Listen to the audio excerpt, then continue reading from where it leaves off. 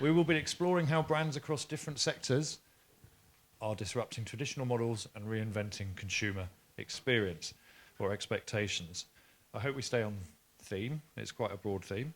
We've actually got 3 people, very experienced and brilliant marketers, but we've only got 2 categories, so I'm hoping the cake people will start to get a bit heated up on this session. Before we kick off, I'll ask the panellists to introduce themselves, just so you know who I am. I'm Martyn Bentley. I work for AudienceProject, and we're a cross-media audience measurement platform and company. Perhaps starting with Sandie, if you would please introduce yourselves, say a little bit about yourselves and your business, and then we'll get into it. Great. Hi, I'm Sandie Dilger. I'm the Chief Marketing Officer of Proper Snacks. We are a sort of challenger brand snacking company that own Proper Corn, Proper Chips, and also Eat Real. I've been doing the role for about 10 months now, and actually my sort of previous career is in creative agencies. So I sort of grew up as a creative agency strategist, having started my career actually at Cadbury. But yeah, I spent most of my career in the creative agencies. So it's quite a shift, I guess, to come back to a CMO role and much broader, I guess, than what I was used to doing in sort of creative agency strategy. But I think that hopefully shows a real sort of testament to our business's kind of commitment to creativity, the fact that they hired me from a creative agency background. So really, like my mandate is how do we drive that creativity into our brands and really make sure that we're sort of one step ahead in terms of really building them creatively. Just so we know, what would we recognise your brands? Where would we find your products, and what do they look like? So you would find, I should have brought them with me. Yes, you'd find them in, most supermarkets. That's actually what I'm taking a break from this morning, is I'm going and doing a sort of store safari with lots of our team today. But we are pretty heavily distributed across supermarkets and independent retails. When I try to explain to people what, they go, oh, Proper, Proper Corn, the yellow one. So it's like, that's kind of how you kind of, so we have Make Sweet and Salty Popcorn, which is our #1 bestseller, and it's in a yellow pack, and that's how people generally recognise it. Brilliant, thank you. We've got a fan. Who's the fan? Oh, brilliant. I'm also a fan. Excellent. There you go. So, I really should have brought it. Okay. Well, yeah, exactly. Okay, well, we're here for 4 days. We'll see what we can do. Brilliant. Okay, thank you, Sandie. And Josh, so you're also in this category. Is that fair? And is your product better than Sandie's? Well, we're sweet bakery, so not too. Come on, it's like you can't We're compare. not going to have too much of an argument. Okay. But yeah, so I'm Josh, and I'm head of marketing for a bakery called Bells of Lazenby. So we have two large-scale bakeries up in the north. Within that, I developed the branded portfolio and strategy, and our flagship brand is We Love Cake. So we've been on a massive growth journey over the last sort of 6-7 years, most recently sort of 3 or 4 years, with our sort of entry into major retail with all the large customers. So going from sort of having no retail presence to then challenging the sort of 2, and then up into sort of challenging the #1 brand spot in the last sort of 3 years. So real big growth journey, and all the challenges that come with working for a bakery that have been going for 80 years next year. So, you know, it's really mixing a lot of heritage with the challenge of being like a disruptor, start a brand, really. So that's myself. Brilliant, Josh. Thank you for joining us and for that. And Naomi, not in the cakes and snacks business. Completely different industry. Yeah. Tell us about yourself and your role, please. Yes. Hi, everyone. It's so good to be here. So I'm Chief Marketing Officer at Motorway. So Motorway is UK's fastest growing car marketplace. So in simple terms, consumers sell their car and it's sold to a network of dealers. So we've got 2/3 of the UK's dealer base. And I've been at Motorway for a year last week, and previously to that I was in a completely different industry where I was working at Bumble and leading the marketing internationally for over 6 years. So I joined right at the beginning to a business that then became publicly listed as well. So from dating to the world of cars. They can go together sometimes, but that's probably not what we're here to talk about. All right, thank you so much for the introductions. Just to remind everyone, we're reinventing consumer expectations. What does that mean for you, Motorway, Yes, and what as I you've was been up saying, so Motorway is a low interest, low frequency market. So we're not looking customers are not looking to sell their cars every day. So we really need to start building familiarity before intent. And what we mean by that is really around how can we start having a consistent drumbeat of activity, and also making sure when it does come to customers do come to selling their car, we're front and centre of mind. And so for us, reintervention is really around, this is a market which hadn't been disrupted for such a long time, and the UK automotive industry is the second biggest industry in the UK beyond retail as well, so there's a huge opportunity. And so for us, one of the key things we've been doing is really taking this industry, which needed a big shake-up, to really thinking around how can we start making something which people really don't like doing to a bit of a seamless and even maybe joyful experience, and that's where Motorway comes in. So a lot of what we're doing is taking the kind of impossible, the awful, the complex into a really simple and joyful process through our smart technology, the ability to get a great price, and a really great customer service as well. And so a lot of our job has really been about flipping the industry around, taking things online, but also making sure that we're truly delivering a great customer experience as well. Brilliant. Yeah, so we actually talked about this in the in the prep call last week. We were talking a lot mainly about the marketing and everything, but challenging models, but actually in the products as well, right? So Josh, how have you challenged product models, not just the marketing, if you like?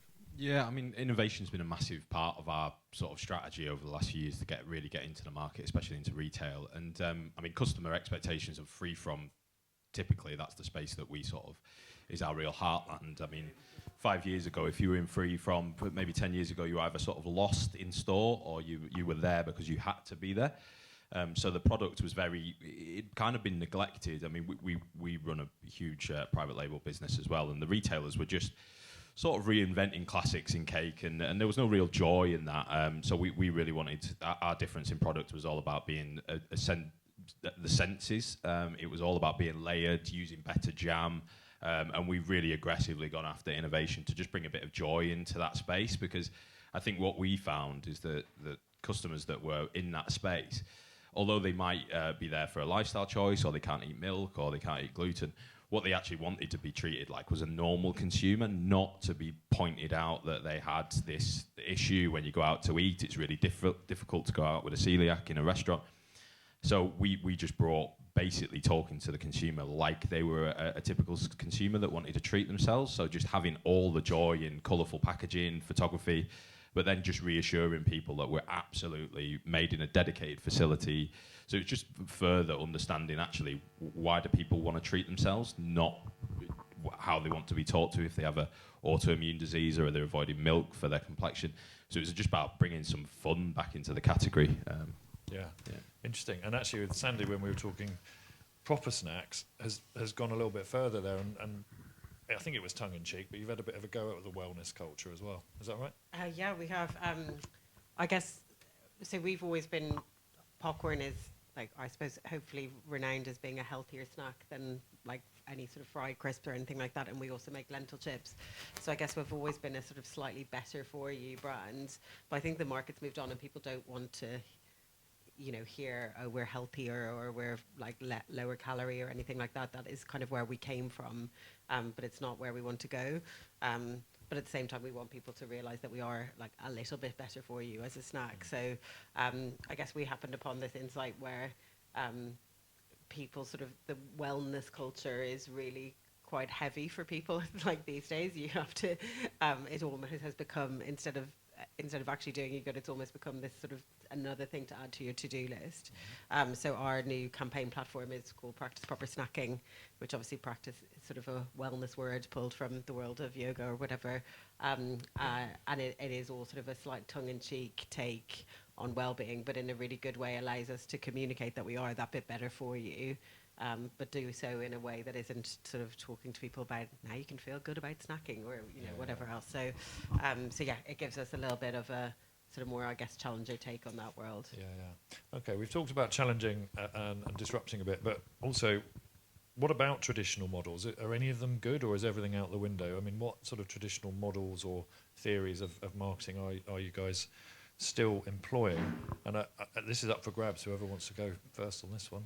I might shoot. I think so many of the traditional models are still completely right. Like I've just talked about great getting to a really great creative platform. I think that's always been an incredibly important and fundamental of marketing, and actually something that we didn't have a proper before I joined.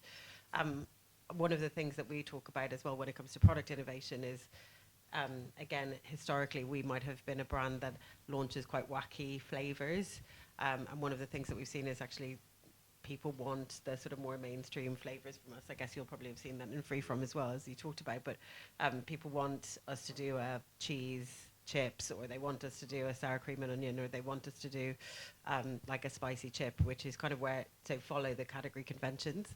And I guess the thing that we always do is go, right, okay, how do we follow that category convention but bring a sort of new take to it? So I would say that one of the things we talk about quite a lot is disrupting with discipline, but it is really in product innovation, making sure that you are sort of hitting those key flavor buckets that people really, really like, but then doing so in a way that feels really different. So we've just launched a cheese product, which isn't a cheese and onion or a cheese and pickle or whatever like the traditional crisp companies would do. And we've launched all the cheese lentil chips, so it's 4 different cheeses, and again, just in that proposition, calling it all the cheese, so it sort of sounds a bit more fun than just 4 cheeses. So, but yeah, I would say you've got to go where the market is, and that is very often in those big flavor buckets that people really appreciate and enjoy. We talked about sweet and salty being our number 1 seller, and that is the number 1 selling popcorn flavor in the UK. So end of story. Yeah. Yeah. What about you, Josh? Actually, on that, is it different or? Yeah, I mean, it's likewise. I think not forgetting the fundamentals is really important when you're looking to sort of scale a disruptive brand. I mean, my background was in sort of blue chip marketing at Kellogg's, so I worked on sort of Pringles, big cereal brands. And I think when you are a disruptor and you're going into that space, you are inevitably small to begin with. But you have to scale to get that brand proposition. You cannot be trapped in thinking about being too small.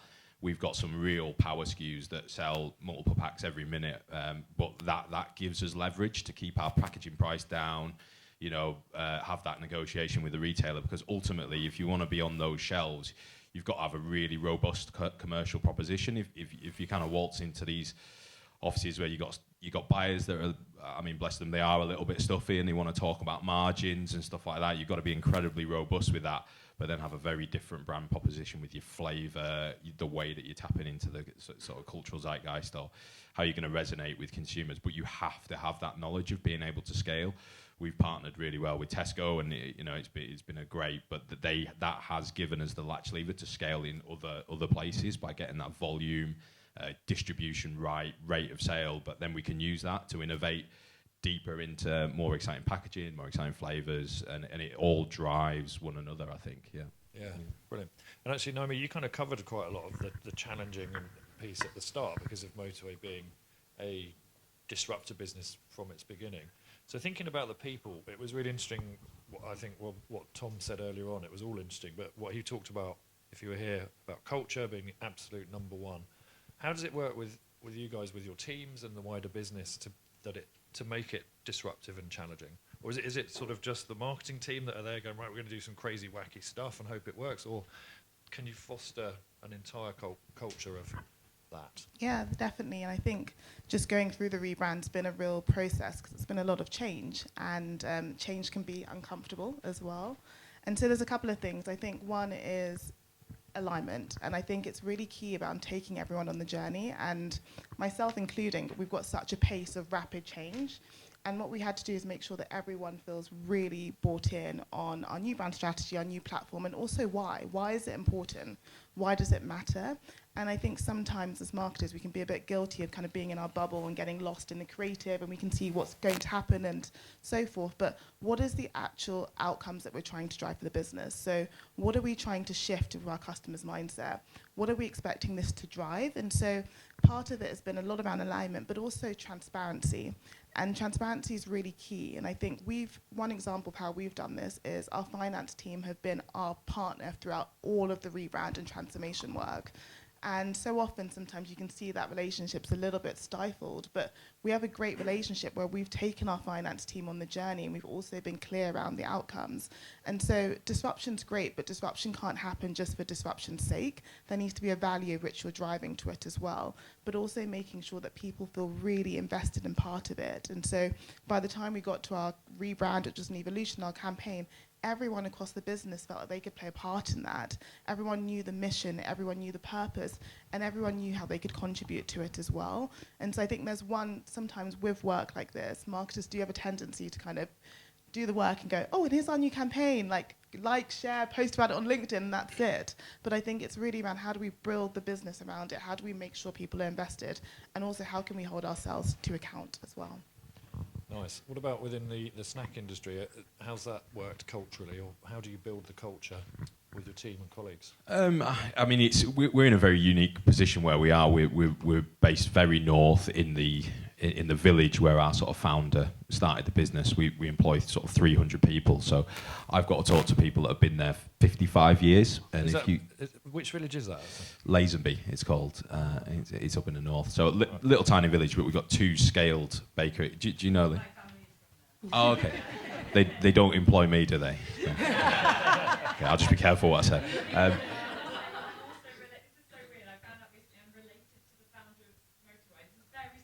Okay. That's a hell of a heckle there. Well connected.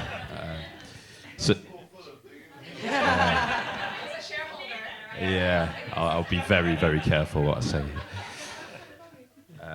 So, I mean, I work very closely with everyone in that business. I mean, the family run a family board now, but we've got 300 people on site, and you do have to build that sort of culture up from the bottom, I think, and it's the right messages to the right people as well. Everyone is equally as important in our business. So when you're talking to the engineer about brand value and why we need a certain depositor to be clean to deposit, that's a very different message than talking to the finance director that needs to release a load of funds to do your marketing campaign. So I think it's just forever trying to live that culture. I try and be on site 3 days out of the week, which I know in sort of hybrid models of marketing you can work anywhere in the world and stuff. I like to be on site, and I think that really helps with the culture of 80 years. People have been there 55 years. You might have people there 6 months, but if you're there and you're living those values, I find that it gets the best results really. Nice. Okay. What area is that in? I've no idea where Lazenby is.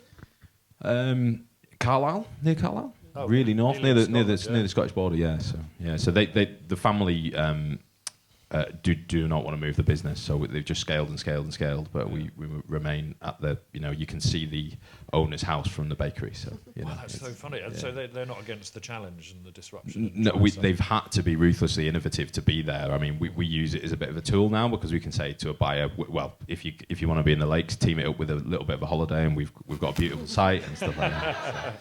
So we use it to our advantage, which it could be a disadvantage. We're miles away. We're not in London. We're not in Manchester. But we try and celebrate our history and where we're from really proudly and ruthlessly. So that sounds genuinely great. Come and visit.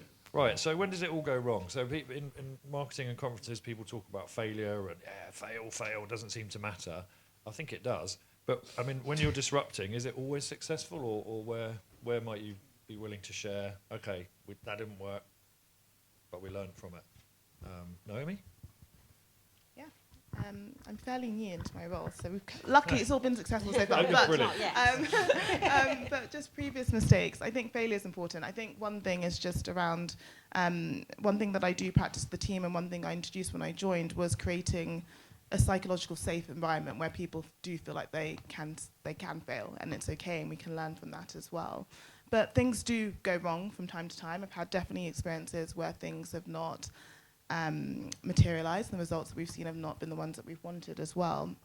But it kind of goes back to my earlier points around transparency and accountability, which is so key, and definitely what I look for when I'm hiring, and the culture that I want to promote around in the team as well. But when these mistakes do happen, I think the worst thing is not owning up to them, but I think the key thing is to be like, okay, this is a mistake, this is what happened, this is what we've learned from it, and really take that on board as well. But it does happen, and I think that the most important thing is just making sure your team feel like they do have the space to fail, and they're not going to be held to crazy pieces around that, but they've got the space. Yeah.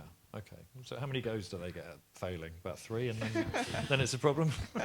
Yeah, maybe 3 goes. Yeah, thank you. And what about in your categories, Sandie and Josh? Perhaps Josh, do you want to go? Yeah, I mean, I think there's that really scary statistic, isn't there? Of I think in FMCG, 90% of product launches fail within the first year. A really uncomfortable kind of unspoken thing. I think when you're taking innovation to buyers and the market all the time, we can, if we can put our mind to it, we can develop and launch a product in just over 3 months, which is really, really rapid. So we're just a business that is quite comfortable in having failure and success. It does hurt to fail. I mean, recently we had an export market. We'd scaled the brand to #1 very, very rapidly, and come into work, and we just got the nod that it was being taken out of market, and that really hurts. But you've just got to build the branches to be able to have enough of a diversified business that it doesn't hurt too much, so that you've not got all your eggs in one basket.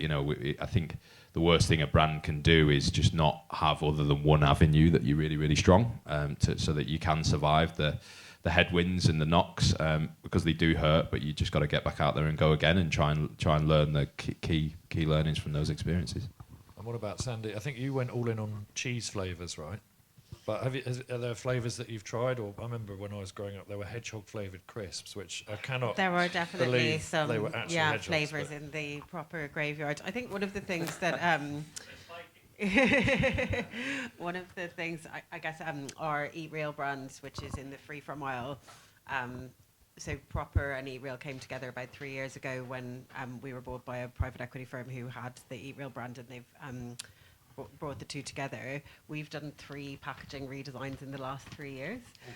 So that is definitely not what you should be doing in terms of building your distinctive brand assets. But it's one of the things I think we just hadn't quite landed how we wanted to market this brand, and ended up making a couple of changes that I guess we then look back on and go, that probably wasn't quite the right move. So we've literally just redesigned it, and those people who are incredibly astute on LinkedIn, when I announced new packaging design, they're like, that's the 3rd in 3 years. But we're seeing really good growth coming from that new pack design, and I suppose that is one thing, is like, if you know that you've done something and it doesn't feel quite right, and when I joined, I was like, we had just redesigned it again, and I was like, it's just not quite right, and it felt like we had lost the branding. We were sort of shouting about things that probably weren't that important to the consumer on the pack, and so we went about changing it again. And actually, I think that's a really good thing, isn't it? It's like acknowledging, do you know what, we've done this, it's not quite right, we're going to change it. And yeah, as I said, we're seeing in the last 4 weeks, it's actually up 30% in major malts, which is amazing just from a pack design change. But it really shows the difference that it can make, and we had quite a bad experience of when we changed it for the worse. So yeah, I think acknowledging that sometimes it's not right, and actually, even though when I stood up in front of the sales team, I guess 3 months in, and was like, and next year on Eat Real, we're going to change the packaging. Yeah, brilliant. They were like, oh, brilliant, can't wait to sell that to the retailers. But actually, it is making a difference. So I think just having the bravery to go, ooh, even though this is potentially an unpopular choice, acknowledging that it's the right thing to do. Yeah, got it. Okay, so there's support there for it, really, by the sounds of things. Yeah, I think, and an admission that actually maybe it wasn't right, and actually we've gone to the retailers and said it wasn't right, and here's all the reasons why, and here's how we've understood it, et cetera, and actually I think an acknowledgement of that helps. Yeah, cool. Okay, just moving on to a little bit to media and where you're actually spending the money to get these sort of disruptive or challenges messaging across. The media space is massively disrupted. Telly's not the same as it used to be. There's a new streaming platform, and they're normally quite good environments for brand advertising. How on earth are you operating in that space with your media activity? Yeah, Naomi. it's definitely fragmented. Our media strategy is very much designed to be kind of full funnel and thinking about all of those different moments. And we've kind of got it's a very classic approach. What we've taken is a 3-pronged disrupt, which is disrupt, demystify, which is our consideration level, and direct. And what we're trying to do with all of our work is really make sure we're speaking to our customers at all those various points, and also just those different behaviour cues as well. So we do spend a lot on TV and radio and traditional above-the-line channels, but our consideration level is really important for us as well. We know that we need to deepen our message. And going back to my earlier point is that this is not something people are doing regularly. People are not selling their cars regularly, so we need that consistent drumbeat. But we're also looking at contextual placements as well, so how can we deepen that understanding of Motorway? So That could be our partnership with the Six Nations or with TNT, which has been really effective for us as well. Again, that consistent nudging around selling your car and bringing that to life has been really key for us. So that's been working for us. Yes, it's been, it's a challenge with the fragmented landscape, but I think our discipline around being customer-led and customer insights, that's where we're focusing on our channel strategy, and also making sure we're not compromising. So we're not just focusing on disrupting in that top level. We're also thinking about how can we educate, retain, and bring customers through that journey and through the funnel as well. Brilliant. And what about you guys, Sandie and Josh? Perhaps Josh can go and get that microphone off her now, Josh. Josh can go next. But do you have to market it to the distributors, so the stores, as well as the consumers? What's your annual? What does it look like for you when you're doing the marketing? I mean, we just don't have the cash flow support of large private equity or bigger business. So we have to be a lot more. It is ultimately disruptive. Like a strategy that we've taken this year that has worked really, really well is we refreshed the brand to have this kind of baked in joy proposition, and then underneath that we just wanted my ex. Well, up until now, my MD was ex-Aldi, so those guys are not scared of cease and desist letters, which really helps when you try to get something through. So we launched the chocolate orange flavour, for example. Terry's is the most famous chocolate orange in the market. We went out to find a Terry that was going to become our chocolate taster, so it was great all through local level. We're looking for a chocolate expert called Terry. I think we found someone in Yorkshire that was called Terry. And then that formed the basis of our sort of ad campaign. It was like, who is Terry? He was a cat. He was so we were always trying to sort of navigate that legal thing about not, Sorry, you say he's a cat? Yeah, who is he? So who is Terry? It's not Terry, it's mine, but we couldn't quite pin down who Terry was, deliberately being quite ambiguous. But that was a fantastic campaign that kind of led to us selling, we started 3 or 4 years ago selling 500 packs in retail a week.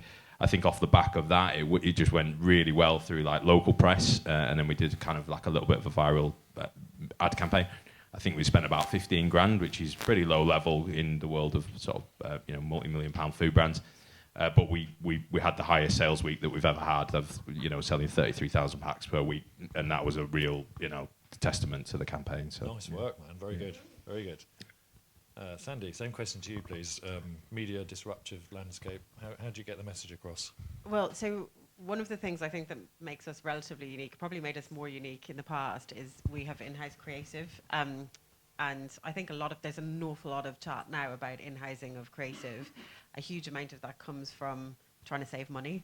But we've genuinely always believed that it is that is our secret sauce. It's not just about saving money. We massively invest in our in-house creative team, because actually having the team in the business, sort of listening to the context and what's happening from a commercial perspective, etc., just makes them so much sort of more equipped, I guess, to answer some of our creative challenges.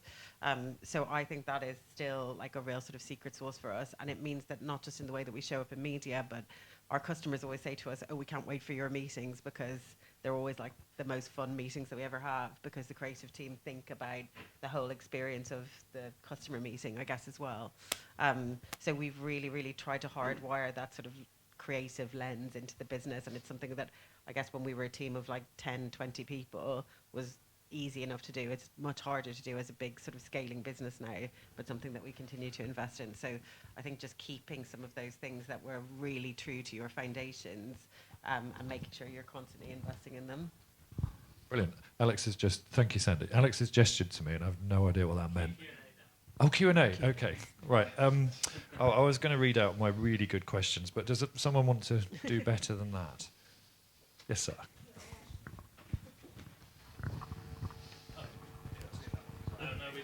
Test. Is this on? It's a question for you, Naomi. Circling back on something you said earlier. You talked about like the finance team, just getting really close with those guys. They became your best friend. This is music to my ears. We sit with a lot of CMOs regularly trying to bridge connections between the C-suite, because chief creative officers don't necessarily speak the same language as your chief finance officer or your CMO. and it's a different language that we're trying to get people aligned on, and again, like the left brain, right brain kind of things. So your insights there will probably be really valuable for some of the folks in this room. Like, what were the key things that really kind of drove that trust that you had? Because what your product, sorry, I'll land the plane in a minute. Your product is, you mentioned it earlier, it's very considered. You need to keep that regular drumbeat. It's not like something that is kind of always on. Like, so what was that process like? Yeah, one of the key things that I did when I started the business, and it sounds really obvious, but it was, how do we fundamentally make money? Like, how does the business make money? And I spent a lot of time with the finance and analytics team. And what I did after that is a kind of very simple framework to look at, okay, what are our marketing levers and how can we influence that? And also spending time with our CFO and understanding, saying, what are your biggest priorities? Like, what are the biggest P&L priorities? Because just as I'm asking for investment on a marketing decision or something, the product team are also asking for investment, or the sales team wants something. So she's getting a lot of great ideas. So how does she make those trade-offs as well? And so we really aligned on, okay, what are the things which are really top of mind? And also, what's going well with the marketing team? What's also not going well? And I think one of the key things, there was a bit of a disconnect, and this is not unusual to any business, but it was the lack of understanding of marketing being a key growth driver to the business. And that was also in the marketing team around, okay, how are we communicating the value that we drive? And also the finance team understanding all the marketing pieces of the puzzle as well. So we spent a lot of time around that, and also had some challenging moments around, there's tension as well, there's a healthy tension and debate. But what we've done in kind of practical terms is we meet regularly, like not just Liz and I as CFO and CMO, but the teams meet regularly. So the finance and marketing team meet every week. We take them on the journey of our work. We give them insights around how we're picking our agencies as well. But also what I've really invested on the team is any decision or anything which comes over to me is I always ask is, what is the return of investment on this? And that doesn't need to be in the short term, but also in the long term. But how are we quantifying the impact of what we're driving to the business? And really making sure we've got a really great measurement framework as well, and making sure finance are part of that. But I do think as marketers as well, it's important that you can also speak the same language as finance. You don't need to be the expert. You don't need to, come from an accounting background, but you need to understand how you're contributing to the bottom line and feel comfortable talking about it commercially as well. Because there's no point saying, okay, but we've got all these impressions, and our brand health is up here, which is an important metric, but what are we expecting that to contribute as well? And so I think that trade-off, that discussion and that transparency has really made our relationship really good. And I think both Liz and I have come from organisations where that relationship wasn't good. So I think we're both really motivated on making that great too. Did you have any kind of moderator within that? Because it's like counselling, isn't it? In some ways, like marriage counselling. Like you kind of need somebody else in the room to say, well, hang on, you should hear this. And we didn't, but we both actually did a panel on this recently, and it felt like couples counselling, all the questions we were getting asked. No, we didn't, but I think that's just something that we've both been really proactive around building as well. And so when it came to our brand relaunch and transformation, Liz could speak, almost as eloquently about brand and the value that it's going to drive for the business. And I think that to me is success as well, that we were so in lockstep around the outcomes of what we're driving. That's an amazing case study. Yeah. All right, then. Oh, we've got time for one more. Is it very hard to pick who was first there? Not the heckler. We're just going to get questions about Lazenby over here. Can Lou go as well? Okay. All right. Hello. This is a medium question, short answer probably, which is ideal, right? So you've all designed. It's lovely to hear you've designed for a very simple and emotional consumer benefit, ease-ish. You might have a different word for it, but kind of what I'm hearing is around ease. Just make this easy for me. Take the pain of this away. You guys just pleasure, delight. That's what whether you're healthy or not, or free from or not. Just give me that. So I think you've kind of clearly got that North Star. How much, and this is where we get to the short answer, what kind of percentage do you think your marketing split is between kind of long-term brand building emotional proposition versus, by the way, we're, however many calories per pack, or, the kind of product RTBs, I suppose. What split you out, and are you happy with that, or would you like that to evolve? Yeah, I'll shoot. The vast majority of, like, because you've answered the question almost yourself, like, we're a pleasure-based business. You've got to design for emotion. I don't think calories is going to sell packs.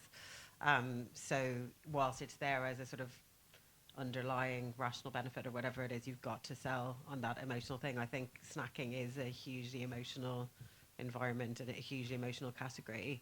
And actually, that's one of the things I think that has changed in Proper's history. Is it was sort of launched as like a low-calorie snack, and actually that is quite a limiting factor in a world where you can have loads of different, like, now you can go into Tesco, buy a meal deal, and your snack can be a boiled egg. So therefore, you know, we're not going to compete with that, and therefore you have to compete on an emotional basis. Long-term, short-term is a bit different for us. I think we have huge, because as I mentioned, we are private equity and we have huge short-term growth targets. So my biggest job is drive the rate of sale of the product in year, because otherwise we won't have the money to spend it next year, type thing. So it is still really making sure that we are trying to pay back, and I suppose drive the belief that marketing can pay back in the short term as well as in the long term, to drive that sort of more like immediate growth. But we're lucky that we've got quite a lot of headroom for that. So one of the biggest things you can do is just shout about yourselves, and actually hopefully that then works. All right. Yeah, I mean, good question as well. Because I mean, in short, I'd love to spend more on brand building. Unfortunately, we run as a We Love Cake runs as a business within a business. Our ultimate responsibility for the P&L. So, 5% of revenue spent on marketing. It's split 70-30, 30% work, non-working. So everything from plate redesign. 70% is spent on brand building, which I'd say probably 20-30% of that is long term, and a lot of it is short term. We've got to turn the numbers to be able to invest long term. So I'd like to spend a lot more on long term brand building, but it comes with brand scale and brand health and size over time, I think. I think that clicking is definitely the end of the session, because someone's batteries have run out again. So worn this out again. You do talk very fast. Yeah, got to get it. Yes, please put your hands together for Sandie, Josh, and Naomi.